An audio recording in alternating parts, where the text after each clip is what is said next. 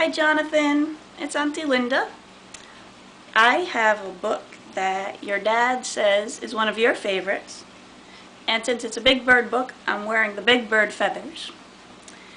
And I thought we could read the book together, because you have a book just like this, don't you? Early Bird on Sesame Street. Are you ready? This book came from the library, so I'm just borrowing it. But I know you have your very own. And the cats are interested in the feathers.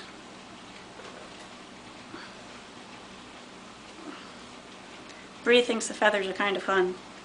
Cats are chasing the feathers down there. It was early morning on Sesame Street.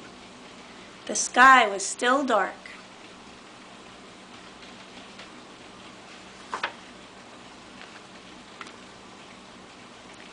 Everyone was still asleep.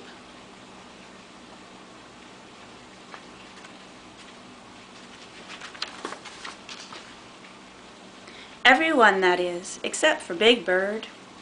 Big Bird was wide awake. He sat up in his nest and listened.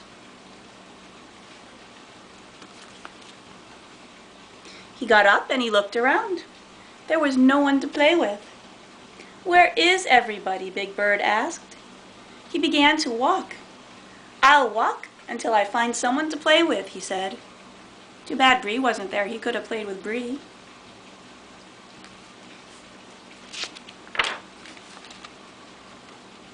Big Bird walked up the street and around the corner. When he came to a bakery, he stopped. Inside the bakery, the bakers were taking loaves of bread out of the oven. "Everyone there is too busy to play," said Big Bird. So he went on walking. Do the pictures look just the same in your book? I see Big Bird.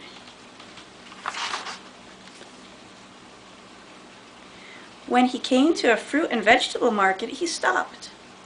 Outside the market, the fruit and vegetable sellers were taking boxes of fruit and vegetables off a truck. "Everyone here is too busy to play," said Big Bird. He went on walking.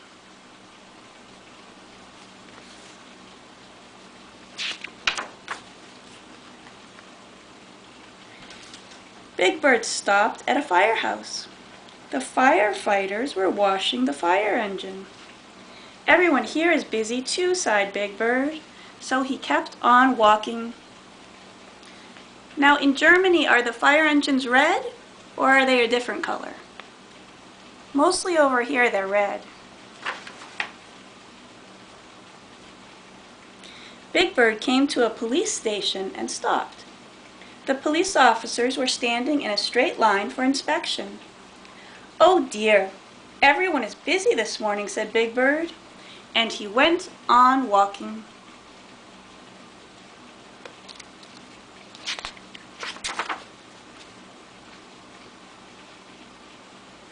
At the newspaper stand, the seller was untying bundles of newspapers. She looked too busy to play. So he went on walking.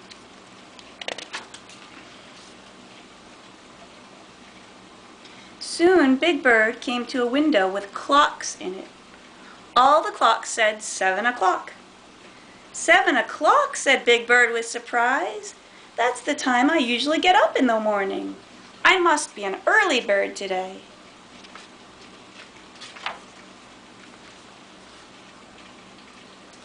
Big Bird walked back to Sesame Street. By the time he got home, he was very tired. "I think I will take a little nap," said Big Bird. Look, Big Bird has a nest to take a nap in, and Quinn's got a basket. They're both round little beds. Quinn's taking a bath in his bed right now. He's not taking a nap. Meanwhile, all of Big Bird's friends were waking up. Betty Lou was making her bed. The Count was brushing his teeth. Cookie Monster was brushing his fur. Oscar was reading the Grouch Gazette. I think that's his newspaper. Bert and Ernie were eating breakfast. Little Bird was washing his face. Sherlock Hemlock was adjusting his hat. Everyone was busy at the start of a new day.